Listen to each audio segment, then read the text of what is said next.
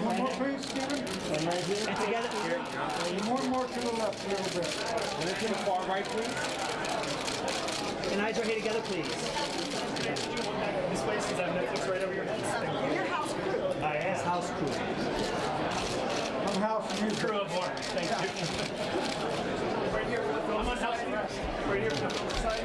Steve, both straight ahead, please. Same file. Wonderful. Thank you. Steven, headshot right here. That's a good heart. Close up. Risked their lives to serve in World War II to tell the story.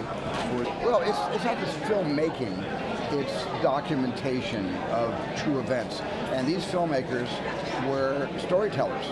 And a lot of them told stories based on the imagination of writers and novels. But this, for the first time, they went into a genre that they had never experienced before, the genre of photojournalism. And you wouldn't think any of them would have any real skills in this area as documentarians, but they did. And they were all as brilliant as documentarians as they had been and continue to be as filmmakers.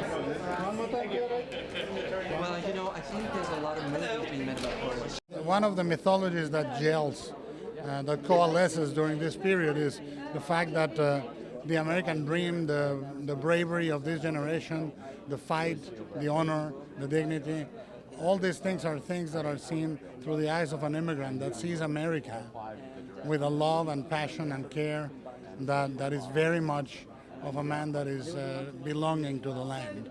So this is where a lot of the myth is forged by the immigrant gaze upon America, you know?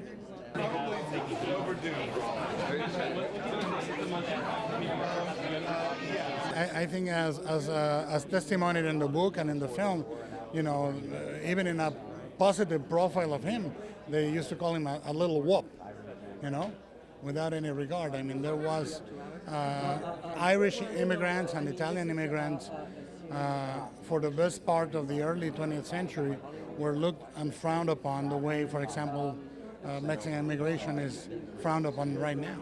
You know, they were not looked as positive, productive citizens, and they had to fight their way into the American psyche, the culture, the way of living, and what Capra did is forge a mythology for us.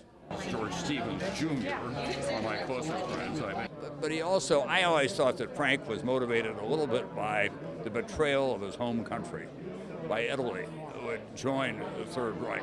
He was born in Sicily, after all, and he came to America and knew what that country was all about. So it was a real passion for him. And William Wyler was from Toulouse on the border of France and Belgium. He too was an immigrant. And he went in the Air Force. And he wanted to make a film about a B-29 flying over Germany, and he picked out a plane called the Memphis Belle, and they made this wonderful film. And Willie went on those flights, and he lost his hearing, and he thought he'd never direct again, but he got enough of it back to make The Best Years of Our Lives and Ben-Hur.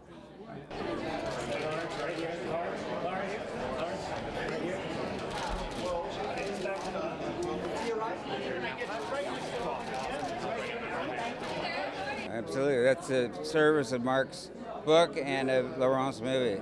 I mean, it's going to make it accessible to a lot of people that aren't even clear now who these great directors are.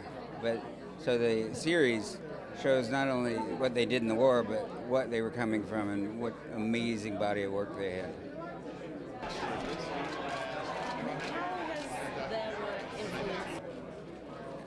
It comes very naturally. When you've been doing it for 40 years, and it was, I think, the 4th Star Wars movie I was writing, and Han's always been my favorite character, and my son took over the writing, and he's very into it, and so it has no time, you know, and now we have a new young Han. He's great. What's the weirdest request someone's made to you to try to get information on the new film? I don't tell anything anyway, so I can't keep track. All right, man. Always a Shows why it was shocking. Right here for the Film Society.